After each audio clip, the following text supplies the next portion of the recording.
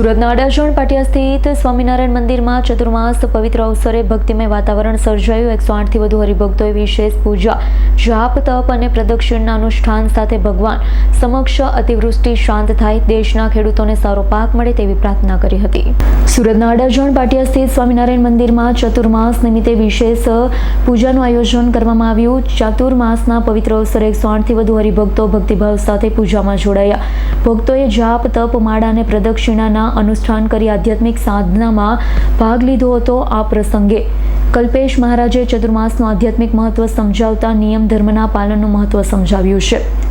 મંદિરમાં અતિવૃષ્ટિની સ્થિતિ શાંત થાય તેમજ દેશના ખેડૂતોને સારો પાક મળે તે માટે વરુણદેવ અને ભગવાન સમક્ષ વિશેષ પ્રાર્થના કરવામાં આવી હતી। ચતુર્માસના વ્રતથી આધ્યાત્મિક સાથે સ્વાસ્થ્યનો પણ લાભ મળે તેવો સંદેશ આપવામાં આવ્યો હતો, જેમાં મોટી સંખ્યામાં હરિભક્તોએ પૂજા અર્ચનામાં ભાગ લઈ ભક્તિમય માહોલ વચ્ચે ધન્યતા અનુભવી હતી। જય સ્વામિનારાયણ। મારું નામ છે કલ્પેશ મહારાજ। સ્વામિનારાયણ સંપ્રદાયની અંદર પાટિયા સ્વામિનારાયણ મંદિરના બધા ભક્તોએ આજે સરસ પૂજા રાખેલી છે ચાતુર્માસની અંદર કે પોતે નીતિ નિયમ ધર્મ અને મારા મત પ્રમાણે આ ખાલી સ્વામિનારાયણ સંપ્રદાય પૂરતો જ આ ધર્મમાં ચાતુર્માસ નથી, દરેક હિન્દુએ આ ધર્મને અનુસરવું જોઈએ।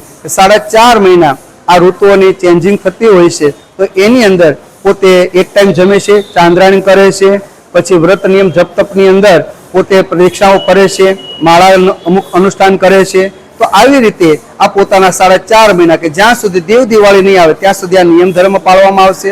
અને આમ વ્યવહારિક રીતે જોવા જઈએ તો ચાતુર્માસની અંદર પોતાના શરીરના સ્વાસ્થ્ય માટે પણ એને સારું જીવવું પડે। અને અત્યારે અતિવૃષ્ટિ થઈ રહી છે, તો એના માટે બધા ભક્તો બેઠા છે કે આ ઓલ ઇન્ડિયાની અંદર કે ભારતની અંદર જે અતિવૃષ્ટિ, તો વરુણ દેવ થોડા શાંત થાય।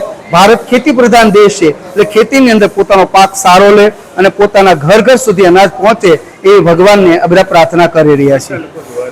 આજે પૂજાની અંદર લગભગ 108 થી ઉપર લોકો જોડાયેલા છે બધા છે। Bureau report S9 news Surat. અમારી તમામ માહિતીથી અપડેટ રહેવા માટે જોડાયેલા રહો S9 ન્યૂઝ સાથે।